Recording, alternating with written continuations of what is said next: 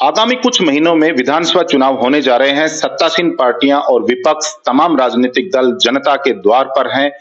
जनता भगवान नजर आ रही है।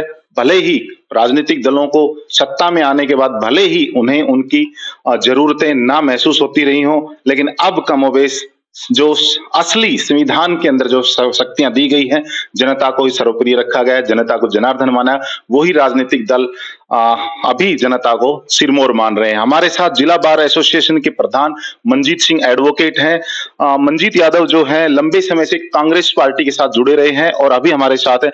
मंजीत, कैसे मौजूदा परिवेश को देखते हैं और सभी को अब जनता भगवान नजर आ रही है, जबकि काफी लंबे समय से देखा जाता है सत्ता में आने के बाद अक्सर जनताओं से महरूम हो जाते हैं। पिछले 10 सालों में आप भाजपा का कार्यकाल देखो तो भ्रष्टाचार को लेकर देख लीजिए, पेपर आउट को लेकर देख लीजिए, आम जन समस्याओं को लेकर देख लीजिए, फैमिली आईडी को लेकर देख लीजिए, प्रॉपर्टी आईडी को लेकर देख लीजिए, शहर में जिस प्रकार का जल भरा उसको लेकर देख लीजिए, डिजास्टर मैनेजमेंट की और सरकार की फेलियर सिस्टम को देख लीजिए। जनता इस सरकार के कार्यशैली से बिल्कुल खुश नहीं है, इनको नकार चुकी है, इनको बदलने का मन बना चुकी है। बदलने का मन बना चुकी है। काफी बार लगातार 2 बार सत्ता में रह चुके हैं। लोकसभा चुनाव के अंदर भी कहा जाता है सरकार बदलने जा रही है, लेकिन कमोबेश स्थिति ये रही, सरकार जनता ने उनको चुना है, आखिर तीसरी बार सरकार में भी।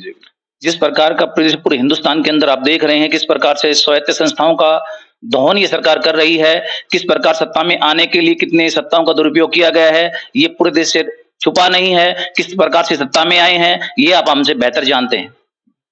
नमस्कार, मैं हूं भालेंद्र यादव और आप देखना शुरू कर चुके हैं पंजाब केसरी टीवी। इस वक्त में मंजीत हैं। मंजीत से मैं जानता हूं मौजूदा सरकार है काफी नरम रुख अपनाए हुए है, इसे क्या मानते हैं? ये 2 महीने बाद जो चुनाव प्रक्रिया है, जो चुनाव में सत्ता में आने के लिए सरकार एक प्रलोभन देना चाहती है, जनता को गुमराह कर सत्ता हथियाने का एक हथियार अपनाना चाहती है। जनता इनकी नीतियों से बिल्कुल प्रभावित नहीं है, जनता इनको नकारना चाहती है, लेकिन अंतिम सांस तक ये कोई ना कोई प्रयास करेंगे सत्ता में आने का, लेकिन जनता इनको बिल्कुल भी इस बार मौका नहीं देगी। मैं देखता हूं नारनौल शहर के अंदर जाते हैं, आपके बड़े बड़े होर्डिंग्स लगे हुए हैं। आप कांग्रेस पार्टी में किस पर विश्वास रखते हैं, किसे आइडल मानते हैं? मेरे नेता राहुल गांधी हैं, ये पूरा क्षेत्र जानता है। 20-25 साल से लगातार सामाजिक कार्यकर्ता के साथ साथ मैं कांग्रेस पार्टी के लिए काम करता रहा हूं। मेरे नेता राहुल गांधी हैं, कांग्रेस की विचारधारा है, हाथ का सिंबल है, मैं उसमें अपनी निष्ठा रखता हूं। आज भी पीछे के समय में भी, आज के समय में और वर्तमान समय में भी वहीं रहूंगा, उन्हीं के साथ रहूंगा, उसी पार्टी की सेवा करूंगा। आपको अगर पार्टी मौका देती है या आप टिकट मांगते हैं?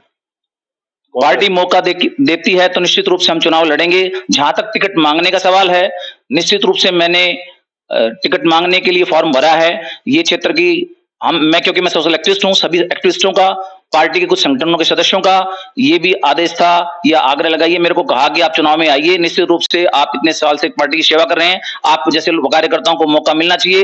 कार्यकर्ताओं की आवाज बनकर मैं अपनी पार्टी में अपनी बात रखना चाहता हूं और पार्टी का जो दिशा निर्देश होगा उस पर मैं कार्य करूं। आपने राहुल गांधी के अंदर अपनी आस्था जताई है, प्रदेश के अंदर किसे आइडल मानते हैं?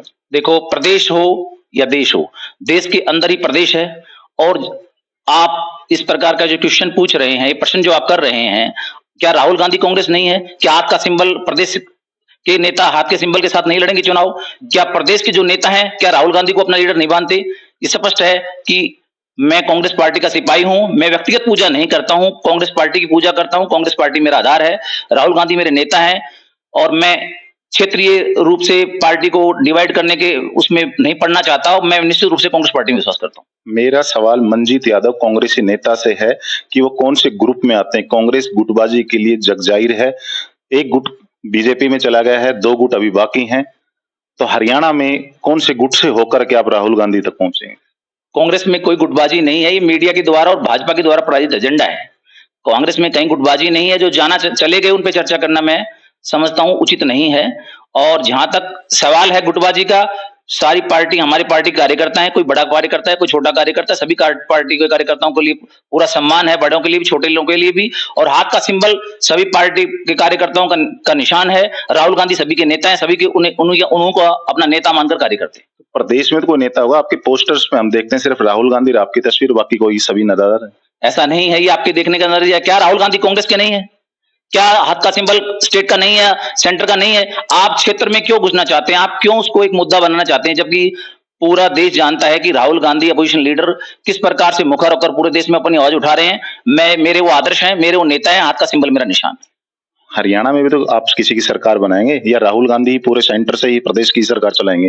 हरियाणा में किसी चीफ मिनिस्टर देखेंगे आप? हरियाणा में चीफ मिनिस्टर जो पार्टी राष्ट्रीय कार्यकारिणी बनाएगी वो चीफ मिनिस्टर होगा। जो पार्टी बनाएगी, पार्टी जिसका नाम तय करेगी होगा। निश्चित रूप से सभी चीफ मिनिस्टर का चेहरा पार्टी बनाएगी, वो पार्टी का कार्य है, हम पार्टी में विश्वास रखते हैं। मंजीत, मेरे एक सीधा साफ बात है कि हम देखते हैं कि कहीं ना कहीं कोई नेता है कांग्रेस का, वो या तो अपना सीधा नेता का नाम देता है ग्रुपबाजी के अंदर, या फिर वो कहता है मैं राहुल गांधी जी से सीधे संपर्क रखता हूं। ऐसे में आपको नहीं लगता कि खिचड़ी जो पकाएगी जनता चाहती है और सरकार रूपी जो खिचड़ी जो प्लेट के अंदर आएगी, मुंह तक आते आते कहीं ना कहीं बीजेपी आपसे छीन ले जाएगी? देखो, ये जनता जान चुकी 10 साल में कि किस प्रकार से कौन आदमी जमीन पे लड़ रहा है। 20-25 साल से शहर के अंदर कौन लड़ रहा है, कौन सामाजिक कार्यकर्ता, कौन समाज के मुद्दे उठाता है। भाजपा को जनता अब की बार नारनौल शहर से, ये स्टेट से कहीं मौका नहीं देगी। केंद्र में भी बहुत अधिक रूप में आपने देखा होगा कि किस प्रकार से भाजपा को निराशा का सामना करना पड़ा है। और जहां तक आप कह रहे हो कि क्षेत्रीय पार्टी नहीं, कांग्रेस एक नेशनल पार्टी है। नेशनल पार्टी का सिंबल हाथ का सिंबल है। राहुल गांधी के अंदर सारे हैं। राहुल गांधी जी या पार्लियामेंट्री कमेटी और बोर्ड मल्लिकार्जुन खड़गे जी, माननीय सोनिया गांधी जी और हमारे अध्यक्ष मल्लिकार्जुन खड़गे जी निश्चित करेंगे चीफ मिनिस्टर, वो बन जाएगा, उसमें क्या दिक्कत? कांग्रेस 10 साल से बीजेपी सरकार द्वारा कराए गए विकास कार्यों का हिसाब मांगने के लिए मैदान में। कल नांगल चौधरी में रोहतक से सांसद दीपेंद्र हुड्डा थे, आप भी वहां मौजूद थे।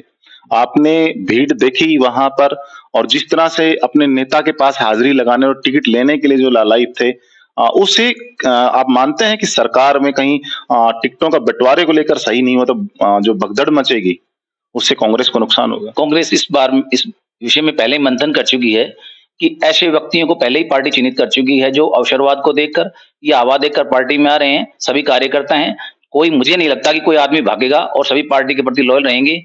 और निश्चित रूप से हरियाणा के अंदर कांग्रेस आएगी, सभी कार्यकर्ताओं को पूरा सम्मान रहेगा, सभी को मौका दिया जाएगा। और जहां तक मेरा सवाल है, मेरे लिए मेरे राहुल गांधी नेता हैं, मैं उन्हीं के अनुसरण में कार्य करता हूं, उन्हीं के दिशा निर्देश चलता हूं।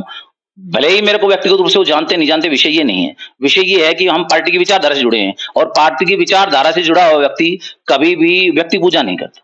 पार्टी से जुड़े हुए हरियाणा के अंदर 90 विधानसभा सीटें हैं, जिला महेंद्रगढ़ के अंदर 4 विधानसभा है। 90 तो प्रदेश के अंदर ही विधायक चुने जाएंगे।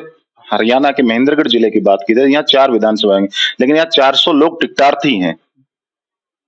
उसे डैमेज कंट्रोल कैसे करेंगे आप? देखो, जिस पर आप एक चीज को तो स्वीकार करते हैं कि अब की बार कांग्रेस की हवा है, बहुत तगड़ी हवा है, जनता ने मन बना लिया भाजपा को बाहर करने का। इसीलिए इतनी सीटें, इतने नॉमिनेशंस, इतने टिकट के लिए प्रत्याशी मैदान में हैं और निश्चित रूप से भागने का अधिक असर नहीं होगा। मुझे नहीं लगता कि कोई नेता भागेगा। इतनी मूर्खता का कदम कोई नेता उठाएगा, टिकट ना मिलने के बाद कांग्रेस छोड़कर जाएगा, तो मुझे नहीं लगता कि ऐसा कदम कोई उठाएगा। सभी मजबूती और मुस्तैदी के साथ लड़ेंगे, सभी एक दूसरे का सम्मान करेंगे, जिसको भी टिकट मिलेगी उसके साथ रहेंगे। अभी हाल ही के इतिहास पर नजर डालें कांग्रेस पे, तो आप देख सकते हैं कितने सीनियर मोस्ट नेता थे वो छोड़कर बीजेपी में चले। किरण चौधरी जी उसमें एक बानगी है। मैं उनके विषय में कुछ नहीं कहना चाहता। तो आप कैसे मानेंगे कि आपकी सरकार बन भी जाती है तो कहीं ना कहीं आपसी मतभेद और गुटबाजी के चलते आप उसको कायम रख पाएंगे? बिल्कुल, तो नीति तो होगी इसकी।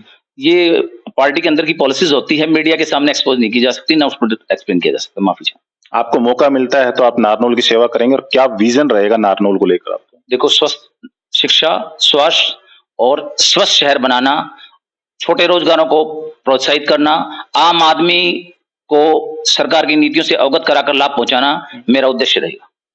अभी क्या बड़ी कमी मानते हैं नारनौल के अंदर जो अभी हो सकता था पिछले 10 साल में जो नहीं हुआ? कोई बड़े 2 कारण। आप मुझे नारनौल के किसी भी शहर में, पूरे शहर के अंदर कहीं भी किसी रास्ते में, एक रास्ते में ऐसा दिखा दीजिए आम आदमी निकल सकता है। अब लोग लगभग भूल गए हो सकता है, सिविल हॉस्पिटल के पास आने के लिए कम से कम 2 घंटे लगते थे। महावीर चौक से सिविल हॉस्पिटल, किस प्रकार से शहर को खोदा गया था, छलक नाले के नाम पर कितनी बड़ी लूट हुई, और उसके बाद भी शहर में पानी खड़ा है। आप पूरे शहर को देखो, 15-15 फुट रेस्ट हाउस में, आप रेस्ट हाउस की स्थिति देख लीजिए, वहां भी 5 फुट पानी खड़ा है रेस्ट हाउस के अंदर भी, जहां सारे वीआईपीज आते हैं, पॉलिटिकल पर्सन आते हैं। स्वास्थ्य के नाम पर आप अस्पतालों का दौरा कर लीजिए, कहीं और जाइए, शिक्षा के नाम पर देख लीजिए किस प्रकार स्कूलों को बंद किया गया है।